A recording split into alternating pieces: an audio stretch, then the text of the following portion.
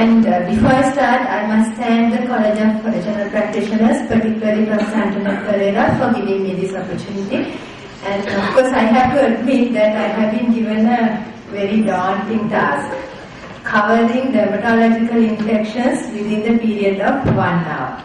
So obviously, I may not be able to cover all possible dermatological infections. So I tried to pick up the things that I thought are relevant to primary care physicians, but there was a special request that I cover leprosy and leishmaniasis. So those two will also be covered. So the objectives are to identify common dermatological infections, to be aware of treatment in the primary care setting, to be aware of prognosis and long-term sequelae of certain skin infections, and to be aware of the appropriate time and place to refer.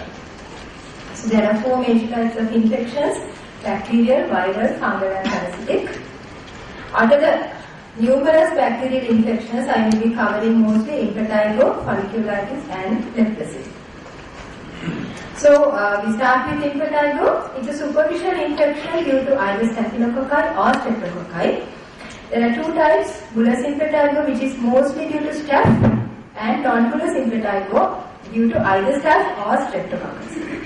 Usually occurs in the face of children, and there is a seasonal variation. So when I was seeing patients in Polonnaruwa, I used to see them mostly during the August vacation. But now we're in Karavanalla, I'm seeing more patients during the April vacation. So there's a seasonal variation anyway. Staphylococcal colonization of the nose or skin folds may play a role in recurrent impetigo. Actually, we carried out a study in Polonnaruwa where we did nasal swabs as well as skin fold swabs, and looked for, we did cultures on these swabs, and we found that either the child or one of the caregivers, one other member of the family is carrying staphylococci in most of the cases of these children with recurrent impetigo. The sequelae may be post-streptococcal glomerulonephritis or serious secondary infections. So here you can see, in this child, you can see now this is mostly the non-bullous type. You can see the pustules and the ulceration, and you can see the abscess formation here, which is more clear here. So a child like this will need referral to an ophthalmologist, because something like this may lead to even panendophthalmitis. In contrast to this is bullous impetigo. This is the first lesion, and then you see there will be spread, there will be central clearing with spread peripherally. These are patients from our clinics. You can see the prim-like the pustules in the ring. When we come to treatment, prevention, we can try to prevent by application of mupirocin ointment to minor abrasions, but more than that, most of our patients come with full-blown disease. We can try topical treatment with mupirocin ointment or fusidic acid cream, but for any patients who someone like the ones I showed you, they will need oral antibiotics, fluoxetine, flucloxacillin, erythromycin or amoxicillin tamsulosin. My preferred antibiotic is fluoxetine, but even flucloxacillin can be used. Sometimes we try decolonization of nostrils with mupirocin ointment, especially in cases of recurrent impetigo. When to refer? Recurrent impetigo, and especially if there are lesions around the eyes.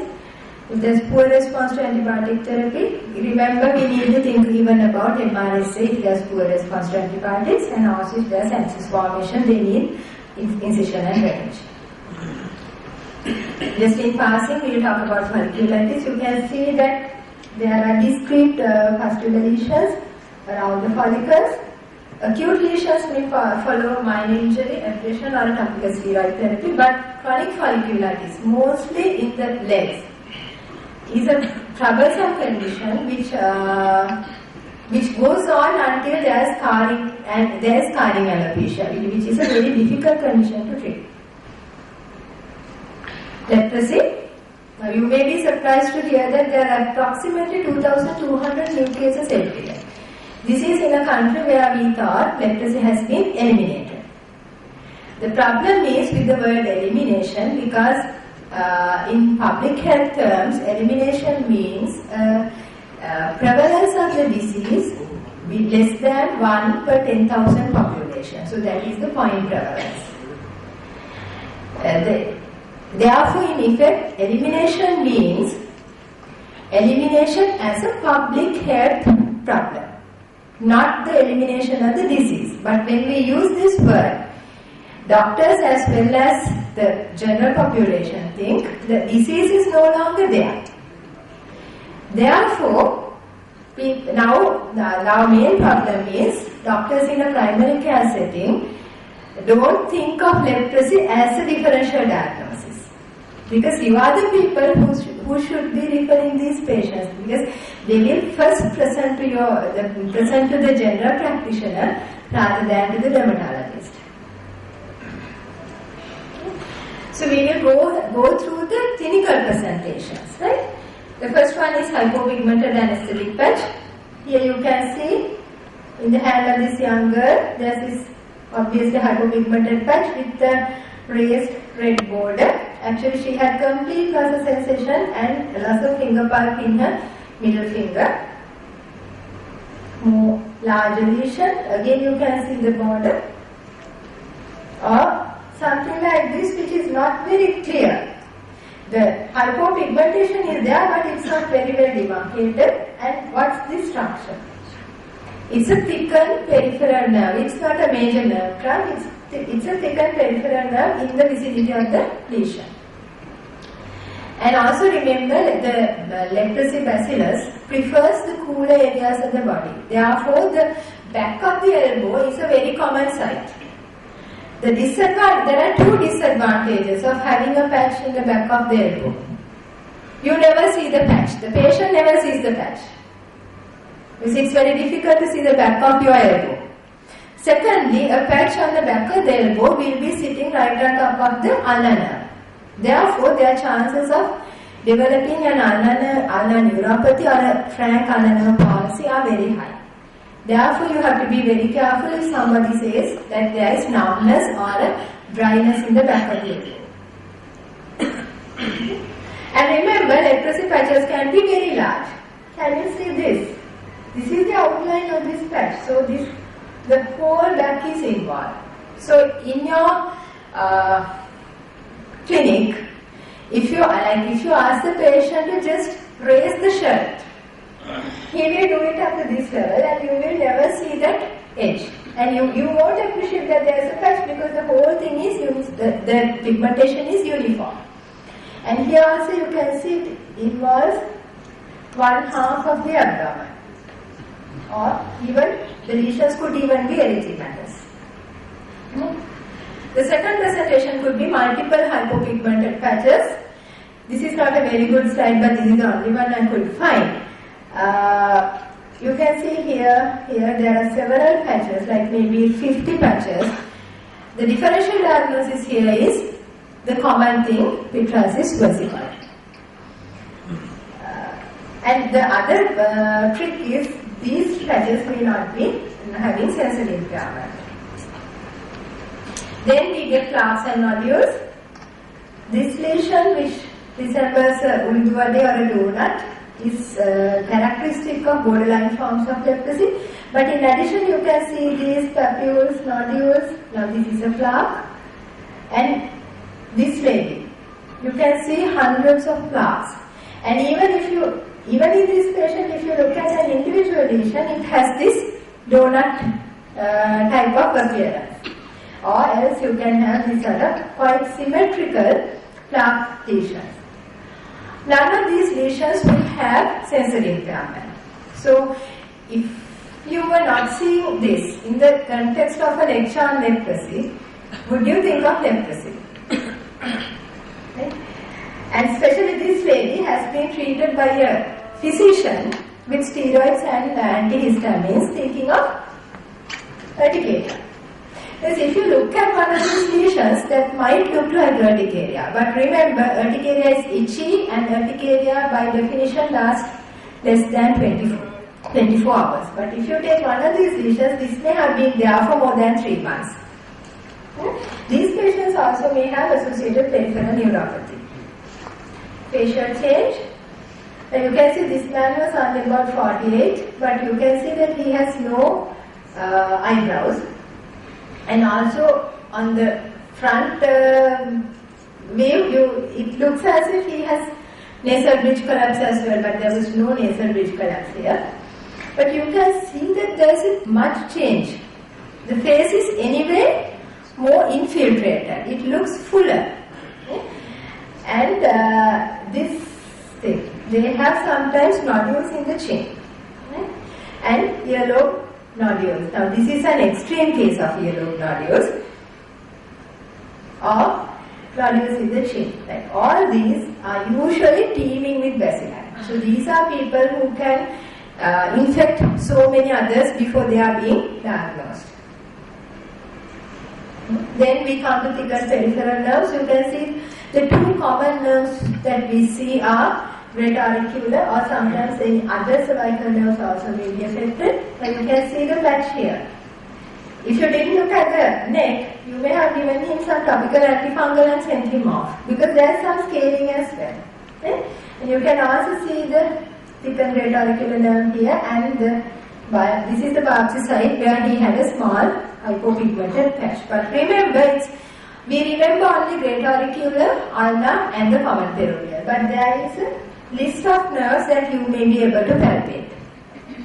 When we come to nerve palsies, it may be the commonest are ulnar flow and foot drop, might resemble mononeuritis multiplex.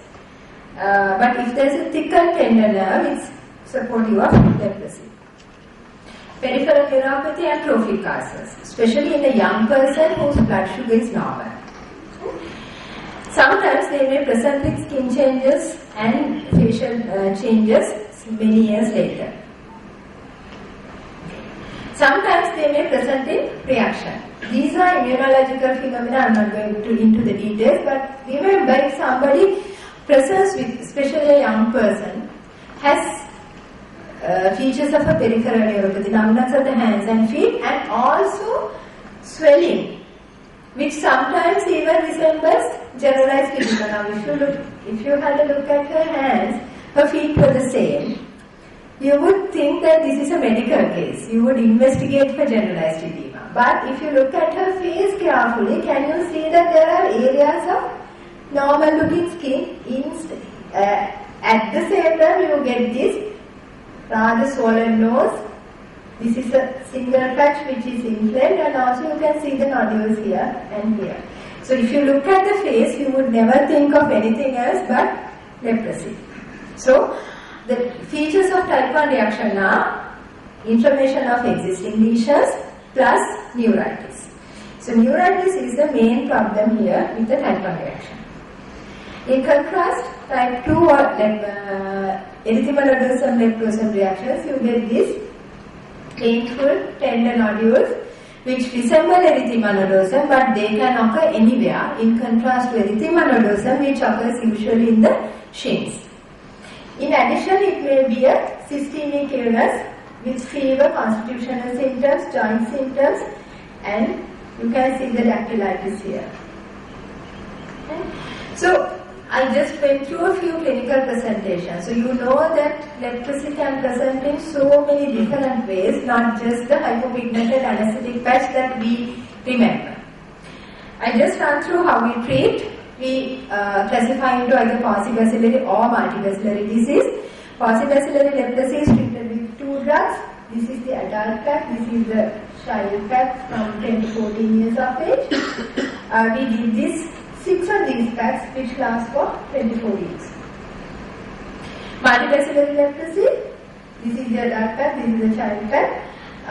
We treat for 12 of these packs which runs for 48 weeks. There are 3 drugs, rifampicin, clofazimine and Dapsone. So we give daily dapsone and chlorpheniramine. What are the long terms equally?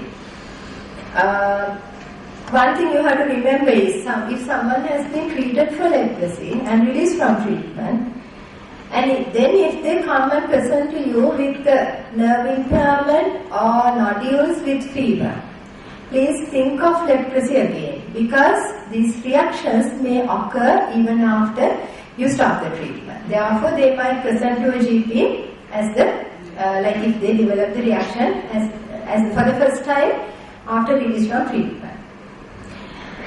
And patients with peripheral neuropathy, they tend to have recurrent trophic ulcers, so they again may be your burden. And those with nerve palsies continue to have disability. And remember, anyone who has completed the course of NBT is considered non-infectious. Therefore, you don't need to be afraid. You don't need to wear gloves to examine the patient. So patients like that who has completed NBT, they need only the management of reaction or the disability. Now we come to viral infections. So I'll be covering viral warts, herpes infections including herpes simplex, varicella and herpes zoster and mollusca. But remember, there are so many examples, especially hand, foot and mouth disease, but I won't be covering that here. So viral warts are the commonest viral infection among clinical attendees. Common in children, but you can have in older people as well. It's transmitted by touch, may spread the sites of trauma, the well-known Kocher phenomenon. Some may dissolve spontaneously, but some persist and they need treatment. So you can see there are many types of warts. You can see the common warts like here, or like I said, it's transmitted by touch. Now you can see one wart here and one wart here. These sort of warts are called kissing warts, because this one this wart has been transmitted to this side as well. Or you can see this kind of filiform warts. Filiform warts are common in the face. Okay? What about this patient? Now you can see these plain warts. Numerous plain warts. This was in the neck of a male. And all these were, he has numerous warts. Why? Because he is shaving. With shaving, the virus is being transmitted to other areas as well. Then you get plantar warts. The differential diagnosis is callosity. And as Dr. Nantilaka mentioned, periangular warts, which are very difficult to treat. The treatment of choice is cryotherapy, usually given in a dermatology unit. Actually, in countries like UK, it's the GPs who are treating, who keep a flask of cryo in their offices. So we treat most of our patients with cryotherapy. But someone like this may need treatment with either trichloroacetic acid or electric cautery, because these numerous tiny lesions you can't treat with cryo. Salicylic acid solutions may be used, but only thing is sorry for the typo. Only problem here is we had a good product which could be used at home, but it has been now discontinued. So all these other things where we prepare and keep, it's a bit messy and it's a bit difficult for the patient to use. Sometimes you can use blood dissection. Corn plasters may be of use in plantar warts. Imiquimod, imiquimod is available here. It may be used in non-genital warts also if used under occlusion. Now we come to molluscum contagiosum. Again a common thing in children. Discrete dome-shaped skin-colored papules with central umbilication. Spares the palms and soles and autoimiculation and spread, with trauma it can spread. So this is how they look like, and you can see the umbilication here. All these lesions, you can see the umbilication. If it is only of about 1 month's duration, you can ask them to wait and see. But sometimes you can teach the mother to apply 5 or 10% potassium hydroxide at home, either with a toothpick or a irritor.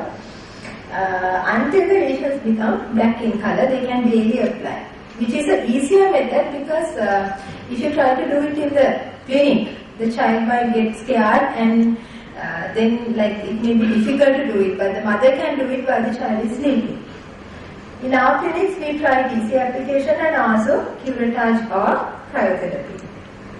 Cryotherapy is only for these large lesions, not for the small ones. You know, herpes simplex infections are common, either due to HSV1 or 2. I'm not going to cover genital infections. Primary infection may be asymptomatic, and as we go along, the subsequent infections may be more severe. Usually spread by direct contact, clinical provision. You get a group vesicle on an erythematous base, which usually in herpes simplex all vesicles are similar size, and then they rupture to leave a crust on an exudate. Recurrence is the rule as seen in all other herpes infections. So you can see the face is a common site. Herpes labialis, the nostrils and the upper lip are common sites. This is the chin area, and you can see some more isolated lesions in the forehead.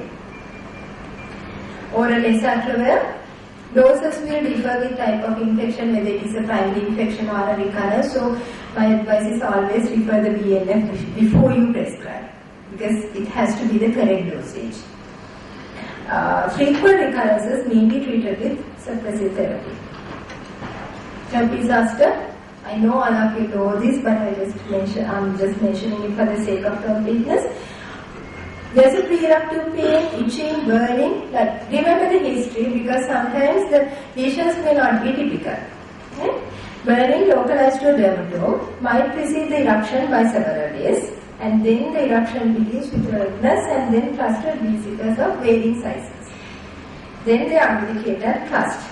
And the problem may be post-herpetic neuralgia.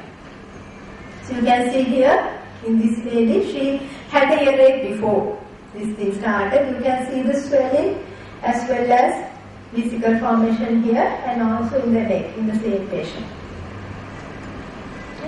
Treatment is usually for an adult esophageal 800 milligrams 5 times daily for 7 days. That means 140 tablets.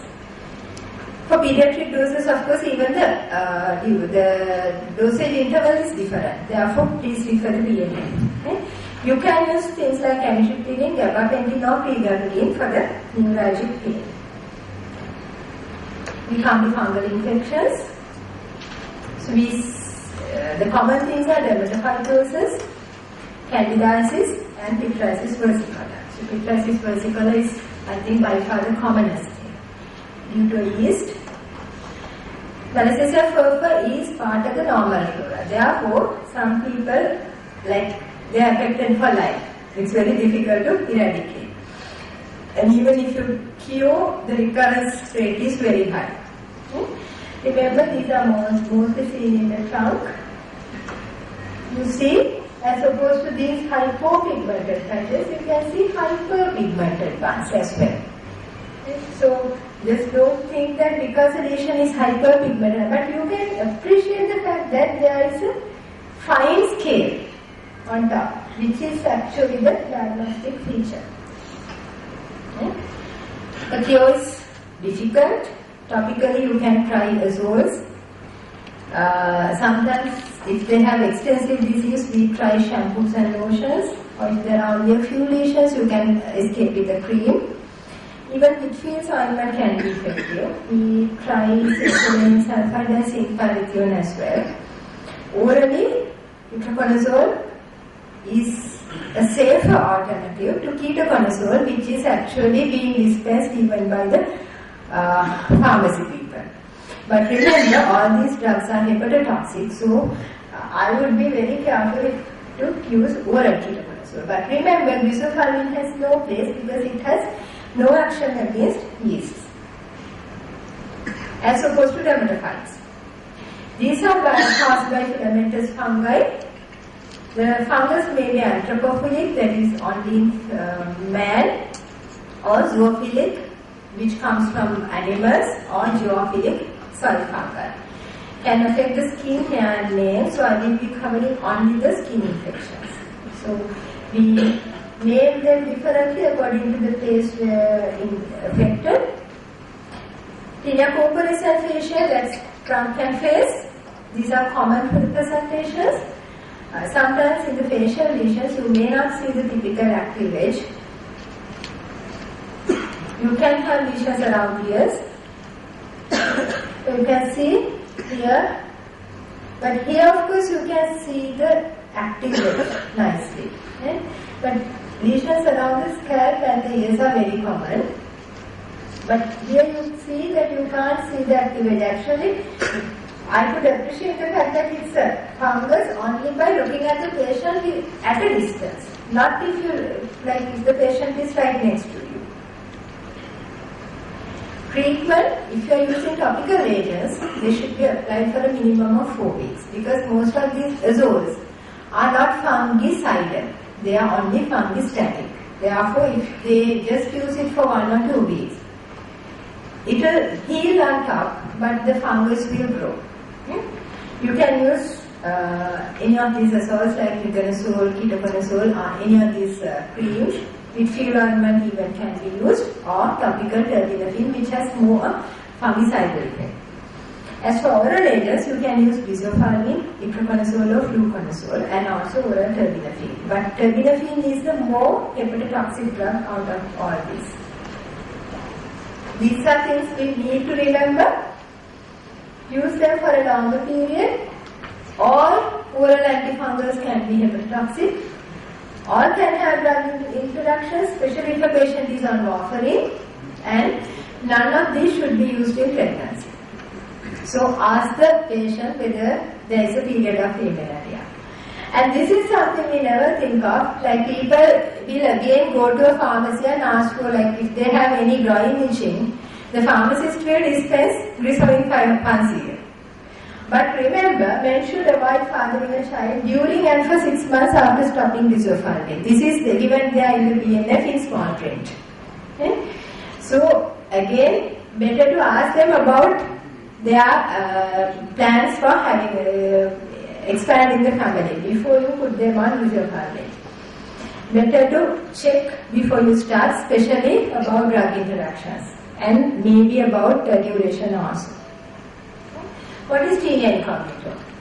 It's an altered clinical picture due to the use of topical or systemic corticosteroids. Either because we are not sure of the diagnosis, we may be giving a combination of steroids, antifungal plus antibacterial. That might alter the picture. Or else, the patient may be someone who has been on steroids, oral steroids for something else. Say for instance, someone with SLE or some kidney problem who is on steroids, then the picture may be altered because the inflammatory part is being suppressed. Sometimes there may be scaling in a bizarre pattern or there may be nodule formation. So in a case like this, you need to suspect this, and also skin scraping may be useful in confirming the diagnosis. Here you can see how this girl had a lesion in the leg, and usually because it's common to have eczema in the legs, the doctor had given her clobetasol. So you can see what I said, the nodule formation here. And the scaling is not very evident. And sometimes you can even see the skin atrophy due to the potent topical steroid. But still, you can see the edge here.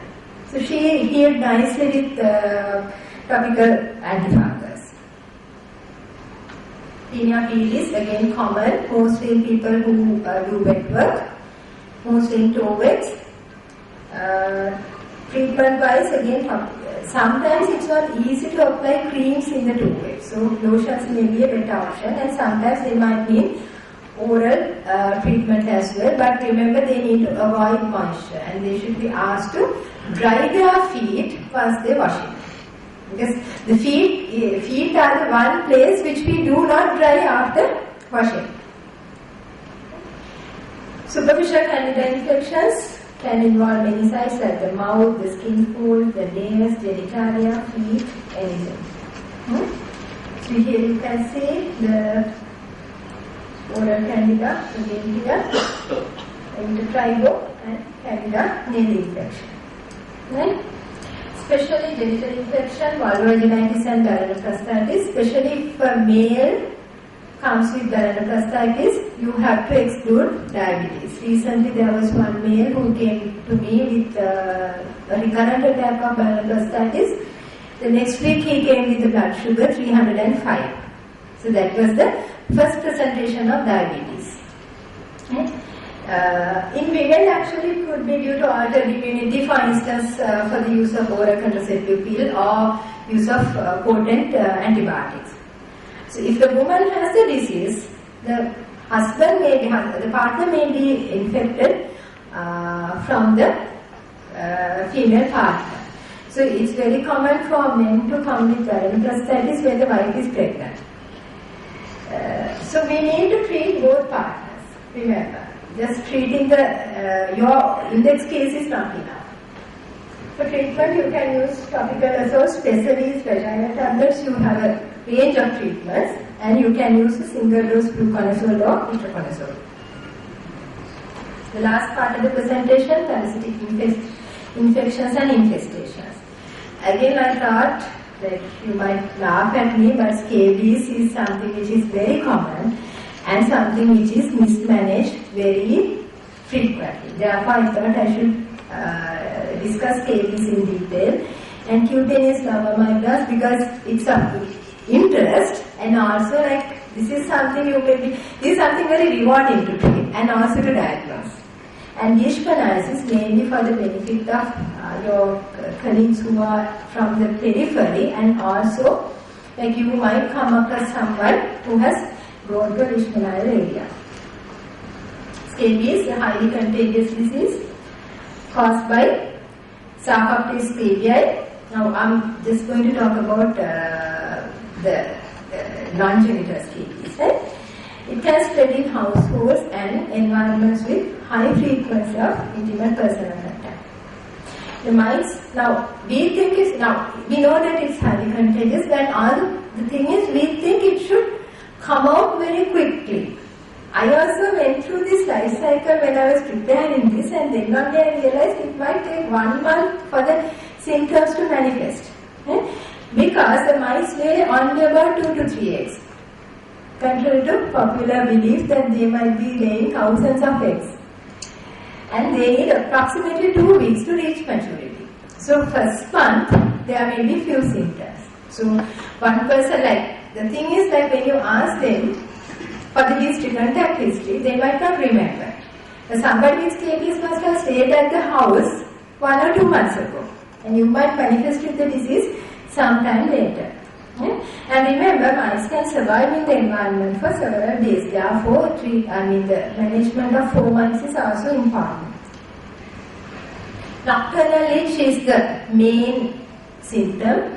The primary lesions, there are primary lesions and secondary lesions. The primary lesions are burrows, vesicles and papules. You start with the burrow and then they become vesicles and papules.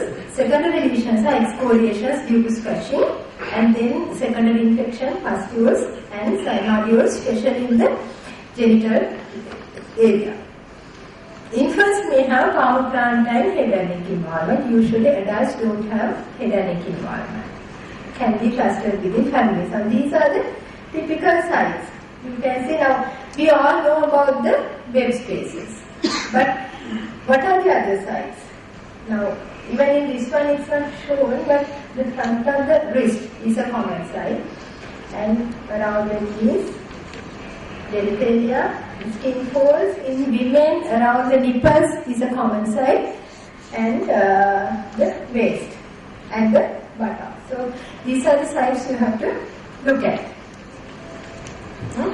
You see the tiny papules in the web spaces and also the excoriated lesions in the wrists.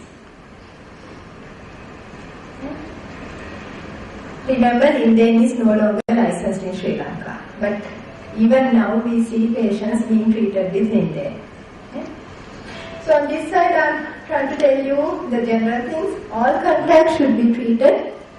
Cleaning of clothing that have come in direct contact with infected person. That's clothes, including underwear, bed linen, everything has to be clean. So we usually tell them to boil because heat will kill the parasite. And also they have to be told that the itching may be persistent even after the successful clinical cure. Therefore, they need antihistamines for 2 to 3 weeks.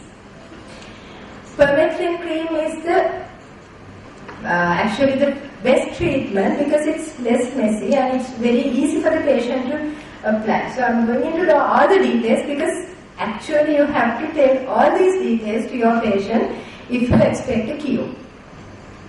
All skin surfaces below the neck, including the face in children. So you have to apply everywhere.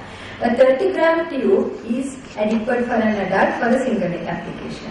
So if the person is very big made, sometimes they may need more than 1 tube.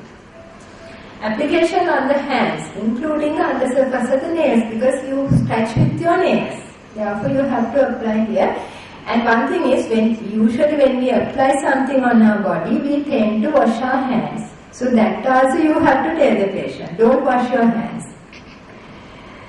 Reapply to any areas that are washed. Usually it's 12 hours for an adult. It's adequate to use for about 8 to 10 hours for an infant. And you have to repeat it 7 days later. Sometimes I have seen when the breastfeeding mother is or the infant is being treated, the mother is not asked not to apply because she is breastfeeding. But then the mother might be reinfecting the child. So what I do is I tell the mother, it's only 12 hours. So you apply this and when you are feeding, wash and again reapply. It's only for one night, right? So they can do it. The other things are benzoyl benzoate, the well-known BB cream. Again, the instruction given to patients is Nala Gana. That's not enough. Because usually it's okay to apply after a bath, but not the hot bath. Because I don't know how relevant it is to our country, but in the Western literature they say not to apply after a hot bath because the absorption may be more and it might lead to even systemic toxicity. Therefore, not a hot bath. They can just have a wash and apply and leave it for 24 hours and repeat for 3 days. So it has to be a 72-hour application. Okay? And again, apply to the whole body. It can be used in pregnancy also. And sulfa-ointment, which is our preferred treatment method in our clinics, same sort of application as for BB cream, 72 hours. We use different strengths. For a child about 3%, 2 to 12 years 5%, and for an adult 10%. Again, it can be used in infancy, pregnant mothers, breastfeeding mothers, anybody. But actually the practical problem is for a breastfeeding mother, 3 days application and feeding the child is very difficult. We come to cutaneous lava migrans due to wandering larvae of dog and cat hookworms. So they are in the accidental host. Mostly in extremities, feet are the commonest side. You get itchy lace trap around the migratory route of the larva. You can see here, this is above the nipple in a small child. You can see the larva has come in here. And it has been migrating like this. So the area of entry is now healing. And you see the inflammation here and the larva might be somewhere here, the advancing edge. Again here you can see the healing and the advancing edge here, okay, in the foot of a child. Treatment, you can use albendazole 400 to 800 milligrams daily for 3 days. Oral ivermectin also is effective, but it's very difficult to find.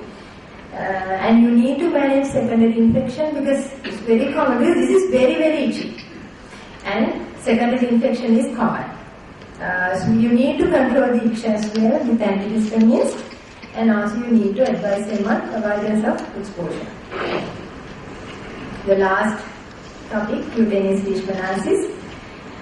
Now, when we were medical students, we learned leishmaniasis as one of these foreign diseases which you needed to learn only the basics just to pass the parasitology paper. But when I started my dermatology career at NHSL, it was a disease mostly seen in armed personnel in the north. And only a few people few civilians. But now it is an established disease in this country, especially in the southern and the north central provinces. Now I think when I started in Polonnaruwa, there were only 24 patients within the first year. But that number doubled every year. The same thing is seen in Anuradhapura. Now I think they are sometimes seeing 100 new cases per month in Anuradhapura. Therefore, leishmaniasis, again, we don't have, like for leprosy, we don't have an exact figure, this many cases, because for one thing, it's a notifiable disease, but notification process is not going very well. Therefore, we don't know the exact number of cases, but we know that these are the areas which are affected and the number of cases is rising. So, one thing is, if any of your members are serving in these areas, they might see these cases. And secondly, someone who has been to one of these areas might come back with leishmaniasis. Right? So, non-healing nodules, plaques or ulcerated clustered nodules in exposed areas. Okay? And there is effective treatment available, therefore they need to be treated to a dermatology clinic. So, I will again go through the types of presentations. The first this is the first lesion, the initial lesion, persistent acneiform papule. Now, this lesion I was able to catch because this occurred in a PHI. So he knew about leishmaniasis and he rushed to the clinic. So this was about a month's duration. You see bigger lesions, again, the persistent acneiform papule in exposed areas, which will slowly progress. Now the thing about these lesions is they are very asymptomatic, not painful, not itchy, and you never remember a bite as well. Which one progressed to an ulcerated nodule? And you can see the nodule quite large, and in the center there is a crater. There is a scab. When it falls off, it ends up with a crater. These are called volcano-like nodules. And again, you can see here. Actually, these two are the sites where I did the punch biopsy. But you can see the ulceration here and the nodule surrounding. And also remember this third picture. This line shows the area of induration. So the actual lesion is bigger than what it looks like. And even at this point, they are painless unless there is secondary infection.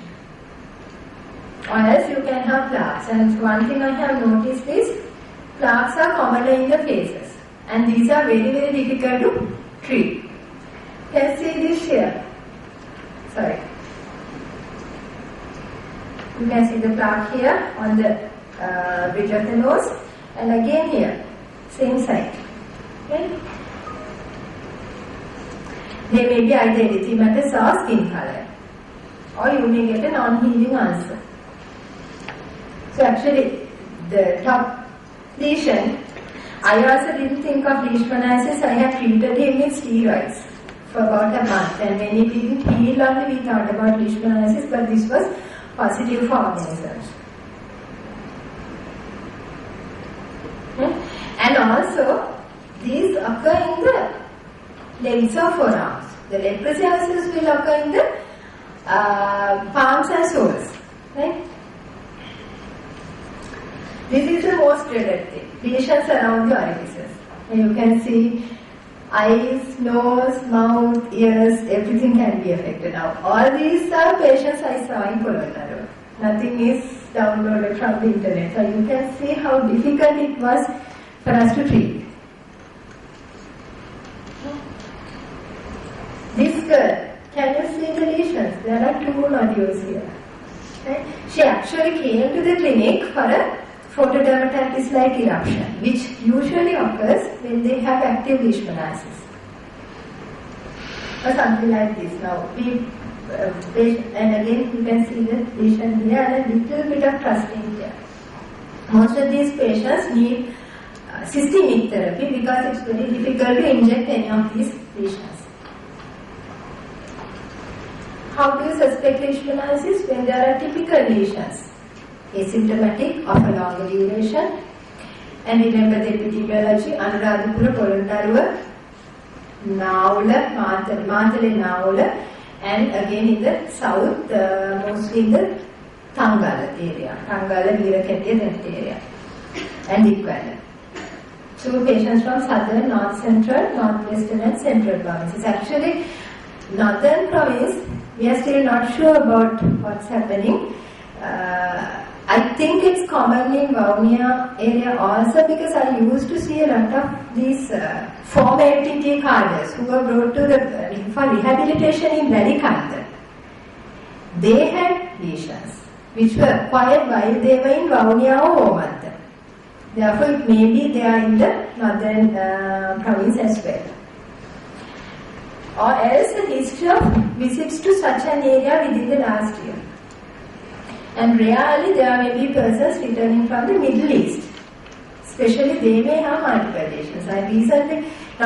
About 4 years ago I came across a lady who has been to Saudi Arabia and who has been tending to goats. She had been living under very poor circumstances. She was living in a wealthy household, but she was given very poor accommodation, and she had about 15 or 18 nodules all over the body. And the unfortunate incident was, she was from somewhere, I think she was from Kiribati. So she was seen by several doctors. Nobody thought of leishmaniasis because she is from Kiribati, not a leishmanial area, nobody thinks of it. Then her daughter, who is from Polonnaruwa, took her to Polonnaruwa just for treatment. Then I thought of leishmaniasis and the lesions were positive. So things like that can happen, especially if someone from these areas, Western province, because there is no leishmaniasis here, if somebody comes with these sort of nodules, what should you be doing? Try an adequate course of antibiotics. Try it for 5 days, clofazidine, erythromycin or co-amoxicillin. Especially if the lesion is of relatively short duration, 2 weeks, 3 weeks, try antibiotics, and if the lesion is persistent, refer to the nearest dermatology clinic if it doesn't settle. Why should we treat cutaneous leishmaniasis? Because currently the best control measure is treatment. Because we need to reduce the reservoir. The number of cases is increasing. There may be self-healing, but there may be scarring as well. Chronicity may be a problem. Actually, some patients we have treated 2 or 3 times with systemic agents. But most of all, this organism, this cutaneous leishmaniasis in Sri Lanka is due to Leishmania donovani. But if you remember your parasitology, Leishmania donovani is the organism that causes visceral leishmaniasis, not cutaneous.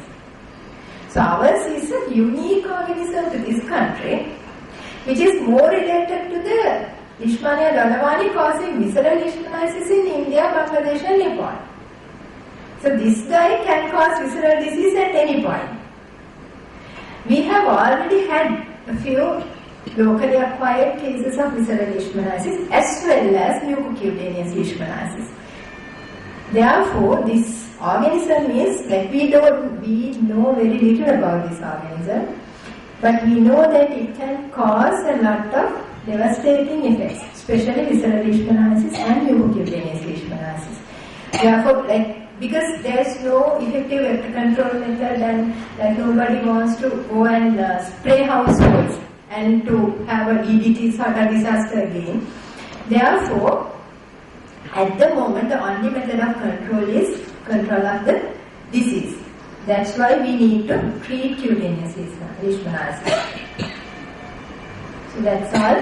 Thank you very much for your kind attention.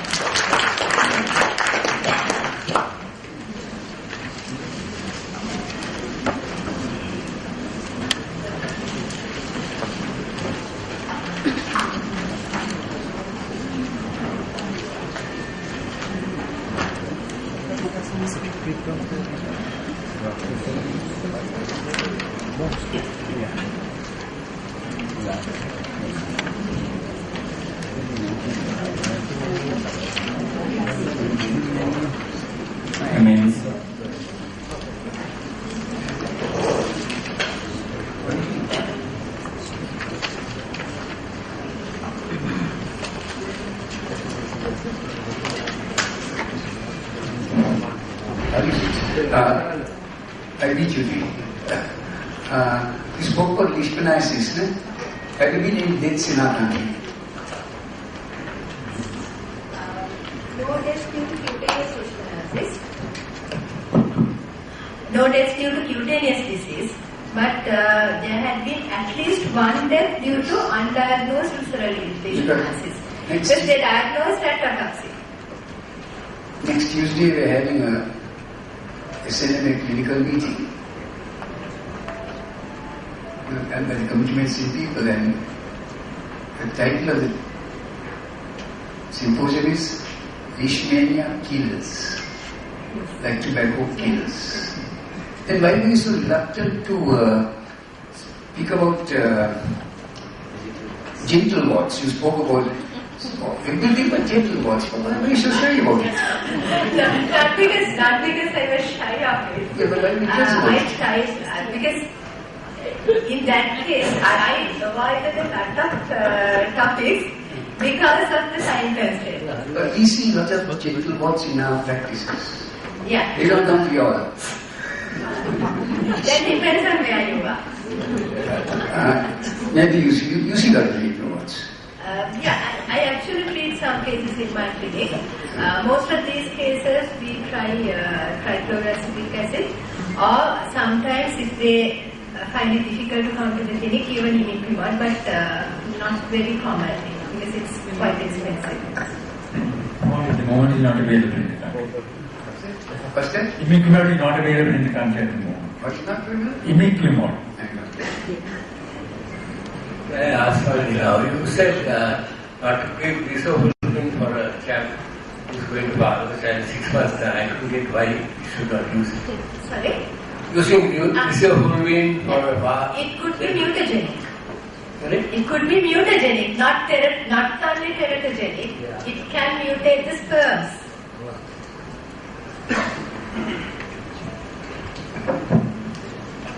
I'd like to call upon the... Lot of patients with herpes one more question. And use the mic please.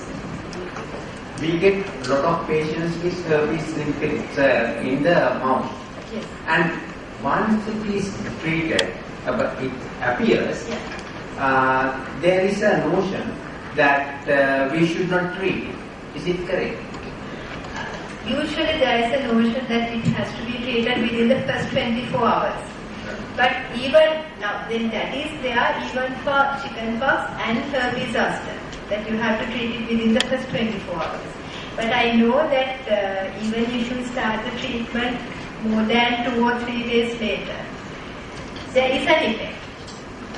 But chickenpox and measles don't recur. No. The notion that if it appears you should not, once it appears you should not treat, that notion is there because you think that the oral antivirals are effective only if it is started early in the disease. But it's not so. I mean, you can start it even a little bit later and it might show results. Especially herpes zoster, of course, we start treatment even after that, but even herpes simplex, it depends on how severe it is. Well, if the patient gets it recurrent every time when he has the temperature, that has to be treated. But Flobidax is very expensive. It depends on how frequent it is.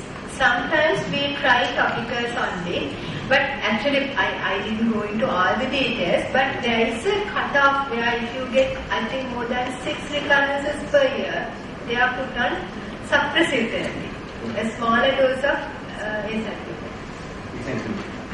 Azacitidine is cheap, by the way. I mean, not Zovirax. Don't use Zovirax. Azacitidine. But it won't work. It won't work. Oh God, it works. It works. In the management of viral ward, you said we can use TCA, and you practice how we can treat this viral wards TCA, what is strength we need really, and from where we can buy TCA. No, actually TCA you can't use in all kinds of viral wards. I use TCA mostly in plain wards because plain wards are small. And if you try to use cryotherapy, which is either you put it on a swab and apply, or I use spray. So causes a certain amount of destruction in the normal tissue as well. So TCA, if you apply with a toothpick or a eagle, then you can apply only to that point. So larger warts like periungual warts or even common warts in the hands, I don't think TCA is going to work. But actually I used it when I started in Colorado because I didn't have cryotherapy. I used to use it just the way we use cryo on the soft. It worked, but it was very tedious work. What we did was we got down the TCA crystals. You can buy 100% TCA crystals from any Osusala or some big pharmacies. And either you can ask them to trichloroacetic acid. You can ask them to prepare a 90% or 80% solution for you. And you can use it repeatedly. Especially for plain warts, it works. Because it's very difficult to treat with cryotherapy. Destruction is more. You apply it on the wart and you just keep it like that or wash it out? So you have to apply it until it becomes white. And you can TCA on molluscum continuously. Yes, you can. I'd like to call upon Dr. Hamid Mokhtar to hand over the memo to Dr. Indira Hamid.